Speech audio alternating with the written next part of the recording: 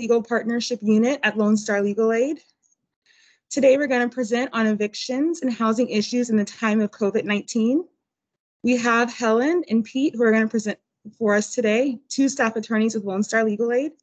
Ms. Helen will present first, Pete second, followed by a Q&A session. Ms. Helen?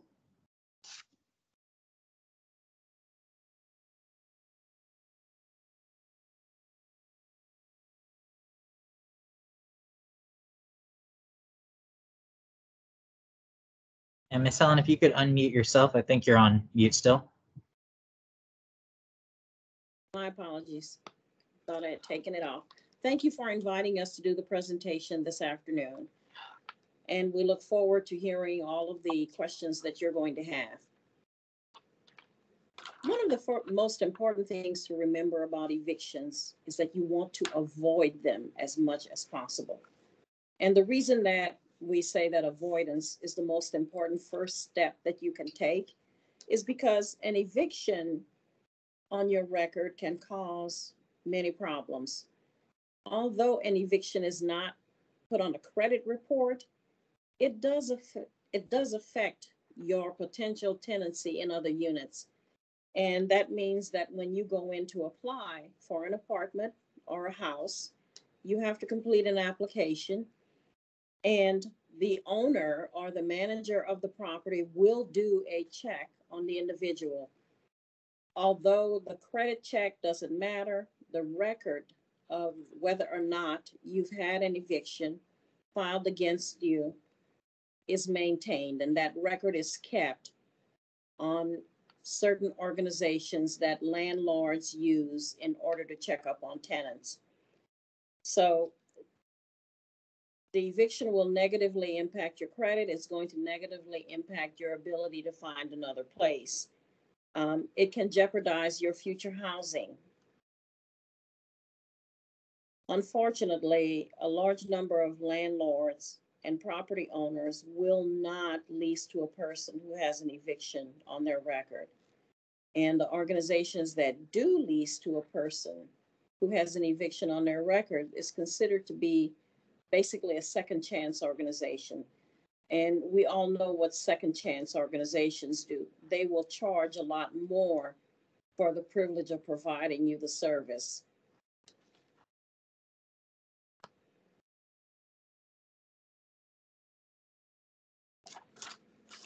Another important step is to read that lease agreement.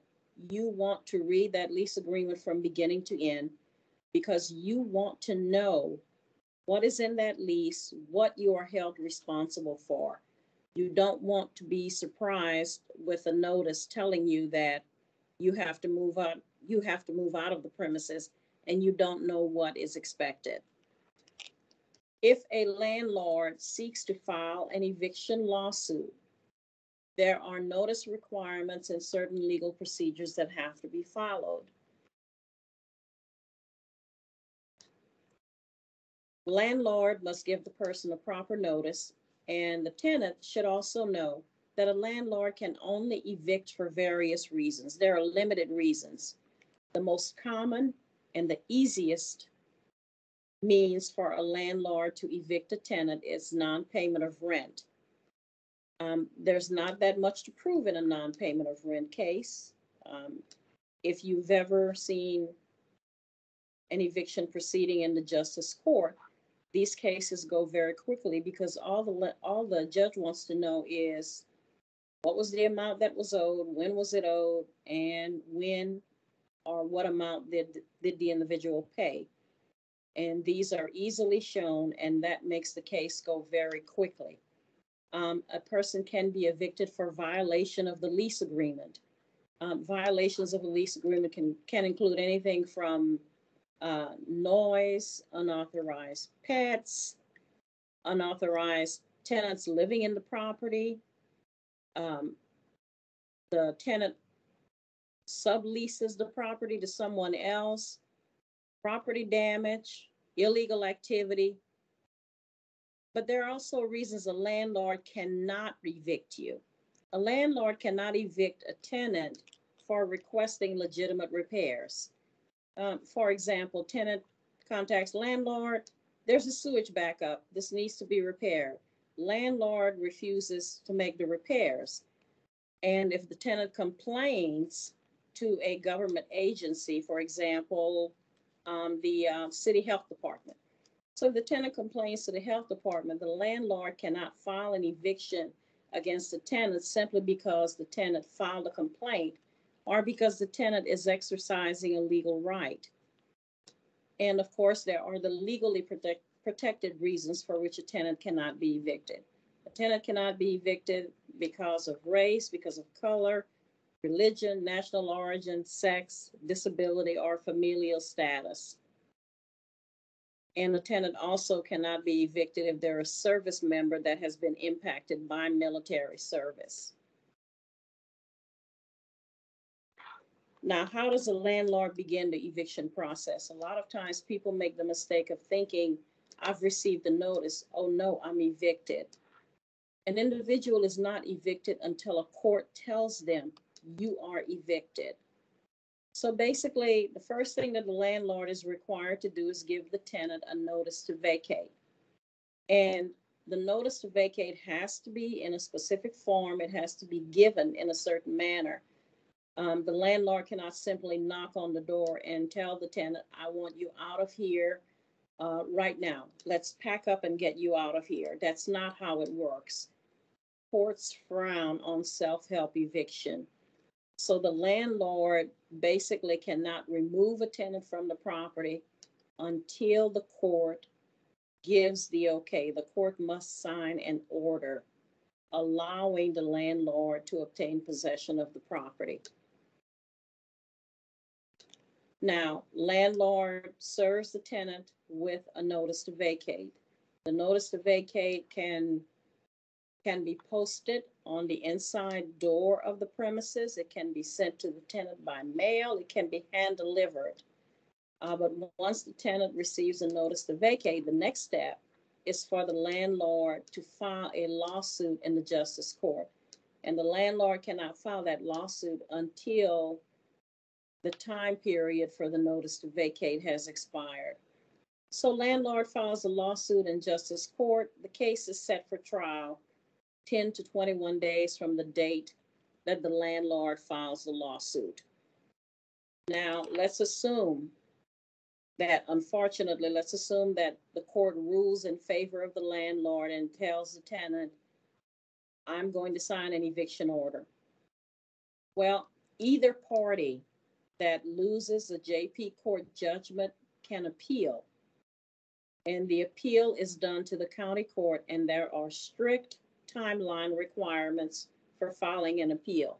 The appeal must be filed within 5 calendar days from the date of judgment. If an individual fails to file an appeal, then the next step is the court must wait the 5 calendar days, and on the 6th day, the landlord can return to the court and ask the court for this writ of possession. And once that writ of possession is issued, then a constable can remove the person and the person's property from the premises. Again, it starts with the notice to vacate. If there is a move out, then there's no eviction. There's no reason to file an eviction. Now, sometimes people will say, well, the landlord filed an eviction and I moved out of the property. And then the question becomes, well, did you return the keys to the landlord? And if the individual says, no, I didn't return the keys, well, then you didn't really move out of the property because the landlord rightfully assumed you were still in the property. So the first step, notice to vacate, and then a move out. If there is a move out, then there is no eviction. But let's say, for example, the tenant does not move out. Then the eviction lawsuit is filed, 10 to 21 days for a trial setting in the Justice of the Peace Court. If there is no appeal on the 6th day, there's a writ of possession that is issued, which allows a constable to serve the tenant with a 24-hour notice to move. If an individual does appeal, then the case is transferred to the county court, where it's tried as a new case. Either way, let's say, for example, the person has gone through the appeal, they've lost the appeal, and there is a writ of possession that's issued. Well, 24-hour notice and the writ of possession is going to be executed. The unfortunate thing about waiting to have a writ of possession executed is that they will remove the individual and their property from the premises. They will put the property on the curb, which means that anyone walking by can shop through your possessions. So it's always important that if a tenant is facing an eviction and the tenant believes that that eviction is imminent, one of the things we tell them, make sure you remove important things and documents from the property. Now, there's COVID relief that's available for people who are facing eviction. And in all honesty, I've heard courts say to people, there are millions of dollars available. You need to apply for it. And they encourage landlords to apply for the assistance because there's funding available to help. There is a nationwide CDC moratorium. It was temporary, and it was to assist residential tenants with evictions for non-payment of rent. That moratorium started in September, and then it was extended several times. And to be honest with you, I don't mean to make light of it, but it was like watching a bad tennis match. Because on the one hand, it was about to expire, and they ran over and they said, okay, it's about to expire. Waited until the very last minute and then said, let's revive it. And then they brought it back to life. And then it expired again. And this went back and forth until the Supreme Court of Texas in August ruled against another extension. They basically said no more extensions. So they ended that CDC moratorium on August the 26th. Evictions are now proceeding in the courts. The evictions are being held via Zoom, by telephone, and some courts are actually having open court with limited number of people participating in the courts. The CARES Act it still applies. The CARES Act applies to federally funded properties, such as subsidized housing. Section 8 vouchers is what most people are familiar with. The CARES Act requires a 30-day notice to vacate if the property participates in certain federal programs or has a federally backed mortgage. Ordinarily, a landlord can require a tenant to vacate 3 days from the date of the notice. It is either the 3 days is a statutory requirement. The lease may state something different. The lease may give a tenant 24 hours. Most leases I've seen give them 3 days. Basically, the CARES Act allows an eviction proceeding to be delayed by agreement of both parties for 60 days. And it also requires the court to take the time to explain to tenants, there's federal funding available that you can apply for. We encourage both tenants and landlords to apply for assistance. Now, while the eviction is pending, the court records for people who are participating in the CARES Act will remain confidential, which means that nosy neighbor number 25 can't go into the website and look up your case. It's only enforced through now, but it may be extended. We don't know. Again, that's an example of another bad tennis match. Another way of preventing and defending eviction would be there's the Texas Rent Relief Program. We have had clients who have applied for rent relief and have been able to get assistance. And also, there is a website that is called stopeviction.org, which will provide assistance. Now, there are some defenses to an eviction, and a defense basically means that you are responding to the allegations that the landlord has given. Sometimes people have a legal justification for not paying the rent, and a justification might be the landlord gave the person the option to pay the rent late, and then they paid it in full within 3 days. Or another justification might be there's a problem because the property is not habitable. You might have a situation with raw sewage. Um, Anytime you complain about the condition of the property and the condition of the property affects your health and safety, you should do your complaint always in writing and make sure that you are current on the rent. An individual really cannot complain about the condition of the property unless they are current on the rent. Once a landlord is notified in writing, the landlord is given 7 days or a reasonable time to make the repairs. If the landlord refuses to make the repairs, then the tenant may seek a lawsuit for the repairs against the landlord, and it cannot be more than $10,000.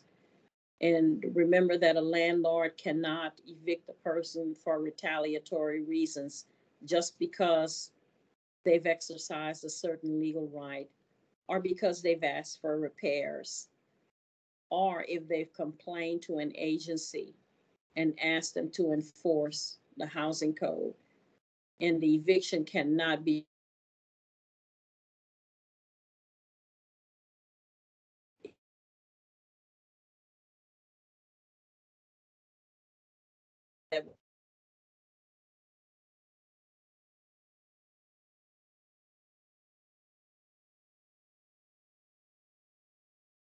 that. Well, this is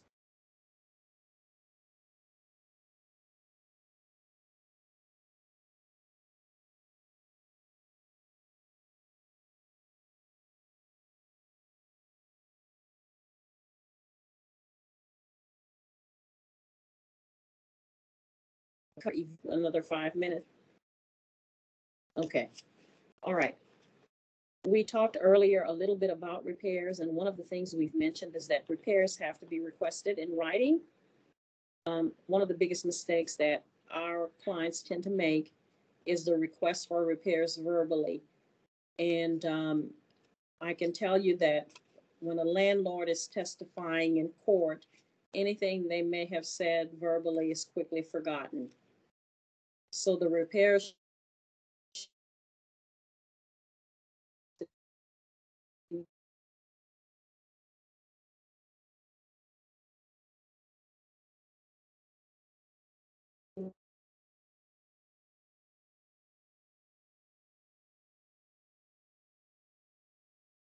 landlord we and here are questions that you're going to think.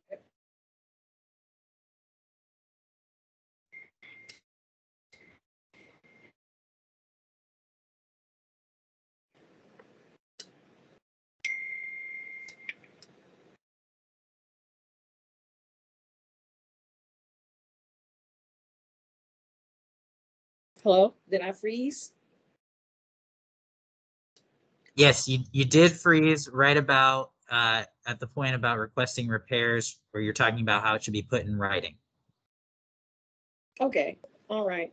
Then I'll just quickly restate that always request the repairs in writing. You want to make sure that you keep copies of whatever request you've made, and your request for repairs could result in your filing a lawsuit with the landlord, but you have to make sure that the repairs are needed are the type of repairs that affect health and safety. For example, a sewage issue,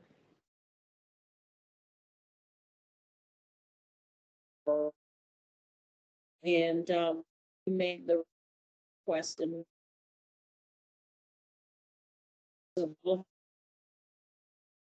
here to discuss. You might want to keep a record of your communication. It doesn't hurt to keep a notebook. On 8/26, I talked to so-and-so and requested this, followed up by whatever it was that I requested in writing. So you always want to make sure that you're able to prove up your defenses in court. Unsurprisingly, if you only have a verbal discussion, unsurprisingly, a landlord will not remember that verbal discussion in court.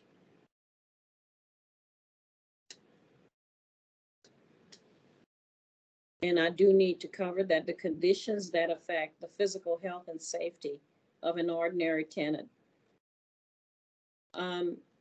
rats, roaches, pests, sewage leaks, roof leaks, faulty electrical wiring, again, repairs in writing, send it by certified mail, and also by email. Any way that you can track and prove that you sent the repair request. And you should send the repair request to the person or the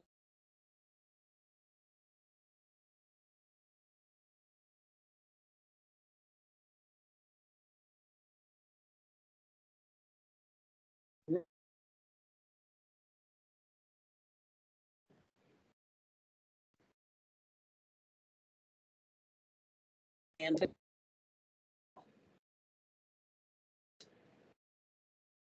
other housing issues will include moving out of the property.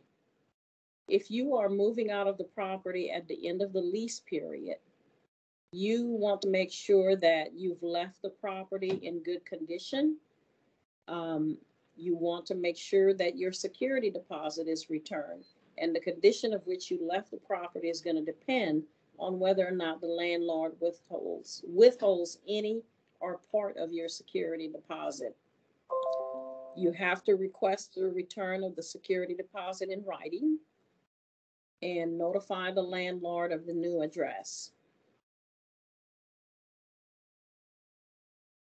Now, there are some organizations that are providing housing assistance that you can apply for.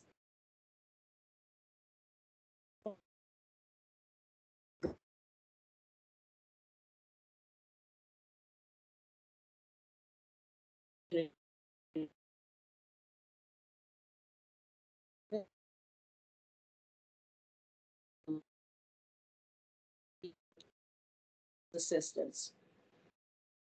Now, there are also gun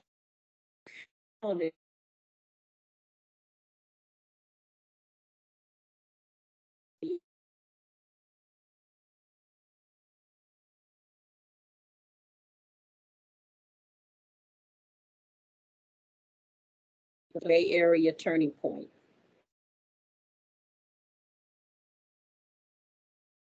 Brazoria County, County of Brazoria Community Development, United Way of Brazoria County, and the Agape Centric in Brazoria County.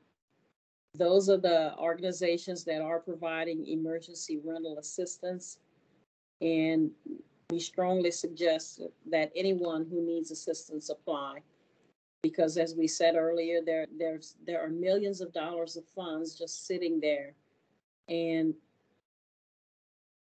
I would hate to see anyone evicted when they could have received the funds, because some of these funds will pay back rent and a period of time for future rent.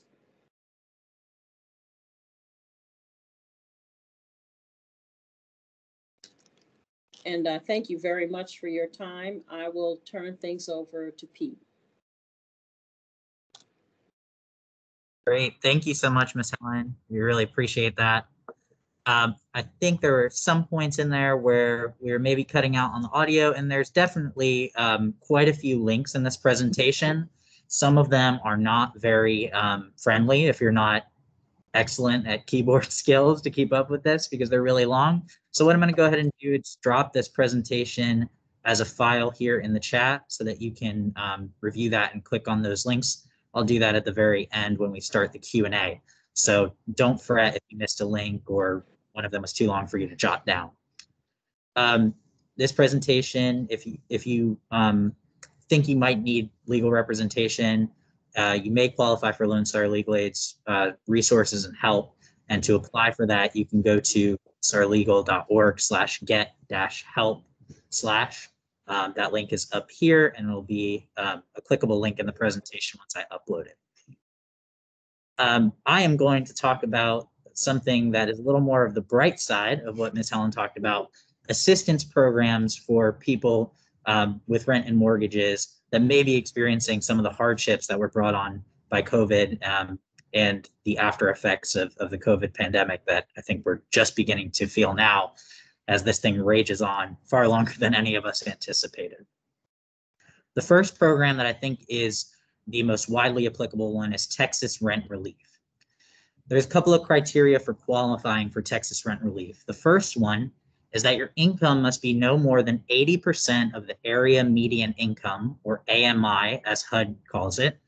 And that is published right here on the screen for the Houston, Woodlands, Sugarland area. And that encompasses probably most, if not all of you watching today's presentation. It includes Chambers, Fort Bend, Galveston, Harris, Liberty, Montgomery, and Waller County. So pretty big reach on that. So if you find your household size in that chart and go over to the next column, that's the income amount that you need to have that or less than to qualify for this first prong of Texas Rent Relief. The second qualification is that at least one person in the household must attest in writing that they have either qualified for unemployment benefits or, due to or during the pandemic, experienced a reduction in income, incurred significant cost, or experienced other financial hardship. And finally, at least one person within the household must demonstrate that they are at risk of experiencing homelessness or housing instability, which may include past due utility or rent notice or eviction notice. So if you have one of those things, if you have a past due utility notice or a rent notice or an eviction notice, that is enough to show this under the Texas Rent Relief Program. But if you don't have one of those, you can also testify that, or self-attest, that unless you receive this rental assistance, you would have to move to an unsafe or unhealthy environment, like a shared living situation or emergency shelter. Yes, we're gonna do some questions right at the end. We're just gonna go through the program overview.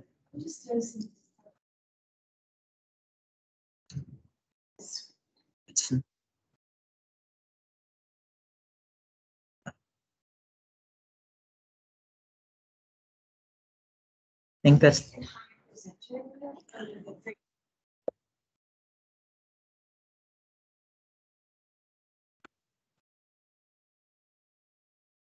okay, perfect.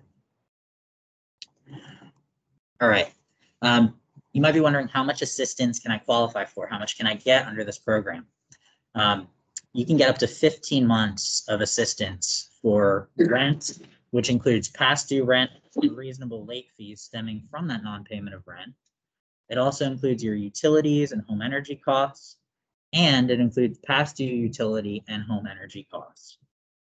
The maximum assistance amount is $4,600 per month for each of those 15 months, which is pretty sizable, and I think would cover a good chunk of most people looking for this assistance, would cover probably 100% of your rent and utilities, which are covered. These expenses have to be incurred on or after March 13th, 2020. So if you were having hardship prior to that, that would not qualify as part of the covered assistance. It would have to be from that date forward. You can receive funds for future expenses, but you're only going to be approved and issued 3 future months at a time. And by future months, this program counts the current month that you're in and the months going forward. So really think about it as the current month and 2 months in the future. If you still need assistance, say you apply today and you just needed the assistance, and you still need assistance in 3 months, your circumstances haven't changed, or they're still not well enough for you to be paying your rent, you still need some help. You can reapply and get funds for the full 15 months going forward, but you just have to make sure you fill out a new application, submit a new application every 3 months that you need that assistance. These funds are subject to availability. So my advice would be make sure you apply as soon as you need the relief. Don't wait for your rent to get backlogged or for your lights to be almost shut off. As soon as the need arises, submit your application so that you're first in line. What documents do I need to get this relief? Well, you need proof of your residence and the rent amount. So for most folks, that would be a copy of a signed lease. But if you don't have a signed lease, that's not to say you can't get the assistance. You can provide rent receipts or proof of payment for the past 3 complete months that you have paid rent. So if you are living in a shared living situation and you are paying an individual, you can show a cash app or check record that you paid them. You just have to provide 3 complete months of that consistent payment. You also need documents to show that you have a risk of homelessness or housing instability.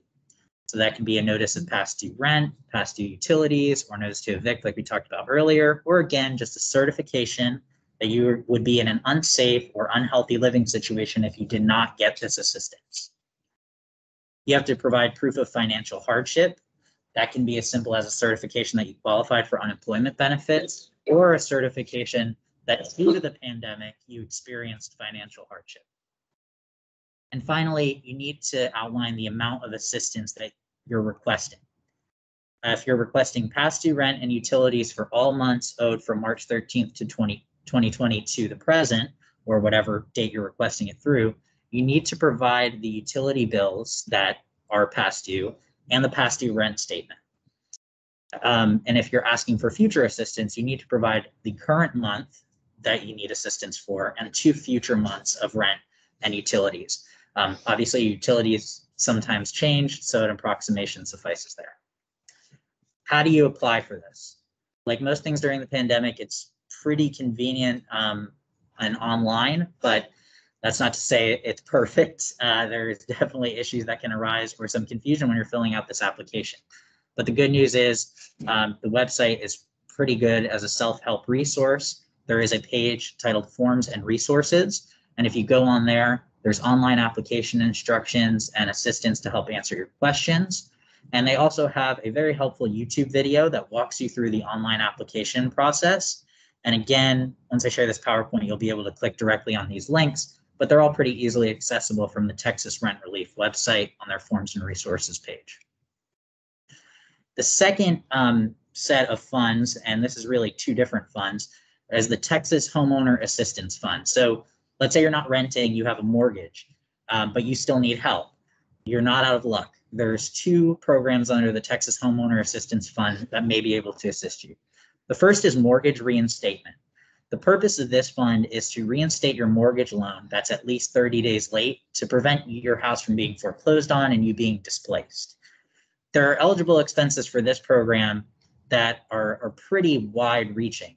It's not just your mortgage payments that are covered here and that can qualify to be reimbursed. It's property taxes, hazard, flood, and wind insurance premiums, ground rents, condo fees, cooperative maintenance fees, planned unit development fees, HOA fees, utilities advanced by the servicer to protect the position of your lien, and reasonably required legal fees. That's a lot of stuff. So you may be wondering, what's the maximum amount that this would cover? It's sizable. It's $40,000. And if you don't fit into that program, you might fit into the Property Charge Default Resolution Program, which provides additional relief. This program provides funds for late property charges, and that includes past due property taxes, insurance premiums, HOA fees, condo fees, cooperative maintenance or common charges, and up to 90 days of upcoming property charges. And the maximum amount for that program is $25,000. The applications for both of these programs are not yet open. They are actually still working out some of the finer points. So please take all the information I just gave you with a grain of salt.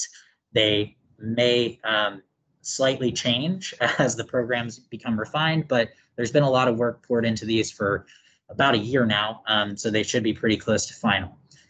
To sign up, you're going to need to submit an application, but since it's not yet open, what you should do is sign up for the TDHCA's email list. This way you'll get program updates and an alert when that application is open. And that link is right there at the bottom of this chart. Do I qualify? Can I get the assistance for these programs? Well, you have to have experienced and self-certify that you have experienced a material reduction in income or a material increase in your living expenses associated with the COVID pandemic. And either of which of these has to have created or increased the risk of mortgage delinquency, default, or foreclosure. So it's not just that you've lost your job to qualify for this or you had to take a lesser paying job. If you've had an increase in your living expenses, that counts too. So say, for example, you had to put your child in a different type of childcare and it's much more expensive, or you had very high medical bills as a result of the pandemic. That counts and may qualify you for one of these programs. This hardship, whichever one or both that you are saying have happened to you and self-certifying to that, it has to have occurred after January 21st, 2020. So a little bit earlier than the rental relief program. But again, it has to be within this COVID pandemic window. You have to describe the nature of your financial hardship. So times are tough as a blanket statement doesn't count for this program. You have to describe exactly what happened. Again, it can be an increase in those living expenses, or it can be a reduction in your income, but you have to specify. These programs also have an income requirement, but it's a little bit higher than the rental relief income requirement. It has to be equal to or less than 100% of the area median income, or equal to or less than 100% of the median income for the US, which is $79,900, whichever is greater. So up there is the chart for the 100% area median income for Houston, Woodland, Sugar Land, all the surrounding areas, which again probably encompasses most of the people watching today's program. You have to qualify and your home has to qualify. How does your home qualify? What are the steps for showing that your home qualifies? Well, the home has to be in Texas and it has to be owner occupied, or in the case of a land contract or contract for deed occupied by the documented buyer, and include one of the following types of properties: a single family attached or detached property, a condo unit, 1 to 4 unit properties where the homeowner is living in one of the units as the primary residence. And so you might be a little bit confused about what this means. Let's say you have a property with 4 units on it. You live in one and you're renting the other 3 out to other people. Can you still get this assistance? Yes, you can. You can qualify for the unit that you're living in, and you can qualify for the other units as well, so long as you're not getting rental assistance for the other units too. You can't double dip or get a windfall from these programs. So if you're getting the rental assistance, you can't also get the mortgage assistance on the very same property. You want to make sure that you don't do this because these programs aren't loans. You don't have to pay back rental assistance or mortgage assistance that you get, but if you double dip, if you break the rules, if you lie or provide incorrect information, they can seek repayment of these funds and penalties. So make sure you're not running afoul of the guidelines and getting 2 sets of relief for the same property. And also make sure that you are providing true and correct information in your applications. It can also be one of these other types of properties, which is a manufactured home permanently affixed to real property and taxed as real estate, or mobile homes not permanently affixed to real property. So pretty much any type of home qualifies. So as I said before, these applications for the mortgage assistance program, rent relief is open and running. If you need rent relief, apply now. But the mortgage assistance program applications are not open yet. So what can you do about that right now without being able to apply for the mortgage relief? You can gather information about your mortgage. The relief option that you qualify for is going to be determined by the kind of mortgage you have. So contact your loan servicer to learn what's available to you, what documents you're going to need, because every forbearance or assistance program, even federally backed ones, require you to start the process with your loan servicer. So you might as well open that line of communication right now and figure out where you're at, what you have, and what you're going to need to do in the future. Loan servicer is a real fancy way of saying the company that you write your mortgage payments to every month. You can also contact the closest housing counseling agency for additional guidance and budgeting. You could find a HUD certified housing counseling agency near you using this link, or you can find a Texas homebuyer program counselor using that link below. There's a little bit of overlap between those, but it's a great pool of resources when you look at both of them. All right, and I think that is all the material that I have for you today. So we will go ahead and open the floor to Q&A, and I think we already have some questions that have come in. All right, so yes, so we have a live question here. What if you live in a motel room due to losing your 3 jobs in your home because of COVID? Okay. If you're not in a motel room, then you're living in your car. Okay. Okay, so we can't answer specific questions, but we're going to turn your question over to Ms. Helen, and she's going to. She's going to try to give you some general advice. Ms. Helen. I'm sorry, I had a difficulty hearing the question. What was the question? A lot of my home COVID-19. I'm living in my car, except when I am able to get a motel room. So would they be able to help me to be able to pay for a motel room for a month at a time? yeah, so is there assistance, Ms. Helen? I'm not sure how well you can hear, but basically the question is there assistance available to folks living in a more temporary type housing situation like a motel or a hotel? Well, we have been encouraging people to go ahead and apply for the assistance. The issue is that if they are not able to help you, it is possible that they can refer you to someone else who could possibly provide you with an assistance for payment. They do assist. They do make referrals to organizations that can help you find a place to live.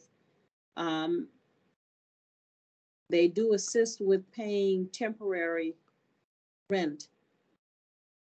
It just depends on which program might be available to do that.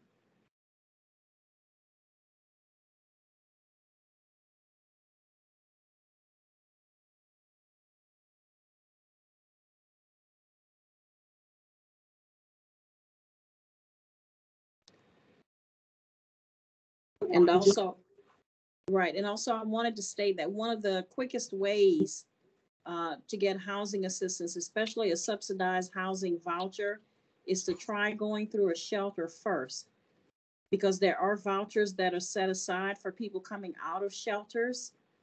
So that also may be an option that you might want to look at.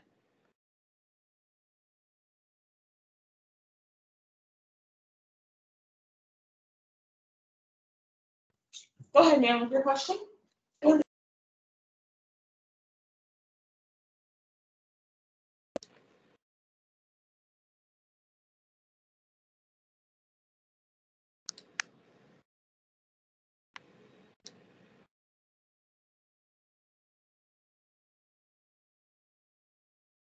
Did you hear that? No, I didn't. I was supposed to be on Section 8 during the winter storm, but they had emailed me a copy of the voucher I was supposed to sign. I did sign it, but due to the storm and everything, the snow that was everywhere, I wasn't able to get into a place to email it back to them on time. So I never received my voucher to move into a place. Okay. Are you a patient at one of the MLP clinics? Yeah. Oh, Yes. yes, Okay. she is. The clinics allow you to fill out an application that can be forwarded to Lone Star Legal Aid for assistance. If any of you are seeking assistance and you haven't completed the forms that the clinic provides, I would ask that you do that so you can apply for assistance with Lone Star to see if we might be able to help you with problems with subsidized housing or problems with evictions. Take our number down.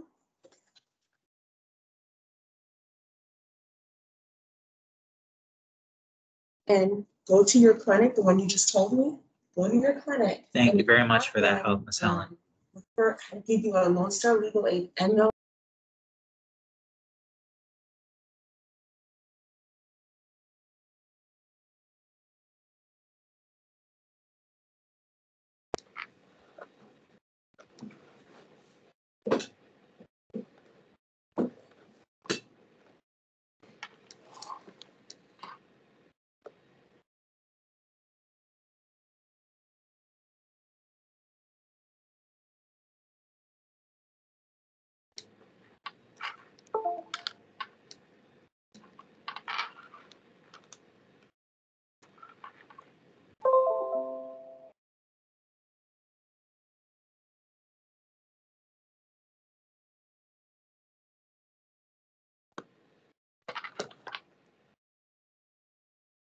You should be able to look at And how one of our. Ms. Helen, I'll ask another question that's been put up here.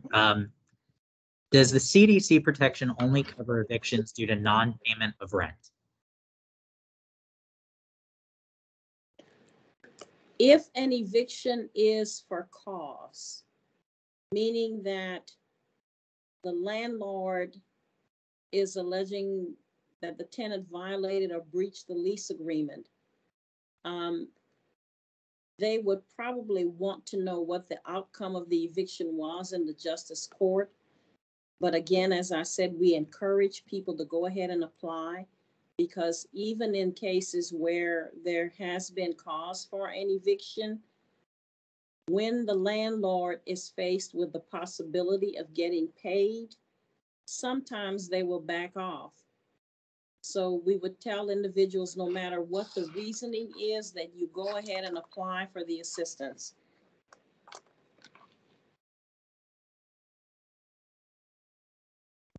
Great, thank you, Ms. Helen. Another question, do bed bugs affect the physical health and safety of a tenant?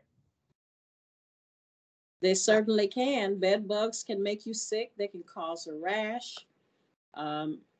You may develop an allergy to bed bugs. Yep, so that's one of those things where if you're having an issue like that, like bed bugs, other pests, rats, whatever you have going on that you need to submit a complaint, like Ms. Helen said before, make sure you do that as soon as that need arises, and you do it in writing, and you document, if you do have in-person discussions, you document those after you've submitted your complaint in writing. One thing about in-person discussions, kind of talking about what Ms. Helen said earlier, a lot of people conveniently forget that they happen.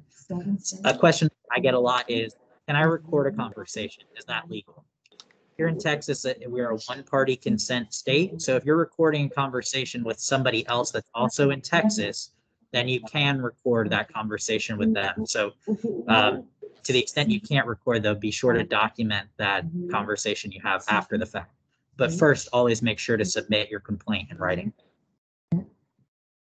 And then somebody also asked if we could show the pro se documents again and where to access those. I'm going to share, just after I close this presentation out, I'm going to share in the chat the presentation with all of the links and the documents up on the screen. All right, see if we have a couple more questions here. All right, Ms. Helen, one question that came in is, what is considered a proper notice of eviction? A proper notice of eviction is going to be based on what your lease agreement defines as the correct notice to evict. The notice to evict, first of all, has to specify, it has to be specific. It has to explain the reason the landlord wants you to evict. The notice might say, we want you out of the property because you failed to pay rent for the months of June, July, and August. It has to specify the period of time before the landlord can file the eviction. And generally, the lease agreement is going to define that. Most Texas Apartment Association leases will say 3 days. Some leases will say a landlord can give you a 24-hour notice. That is why, as we said earlier, it is extremely important that you read your lease agreement. And we know that's difficult to read because you're looking at sometimes 25 pages of small print, but you do need to take the time to read through that lease agreement.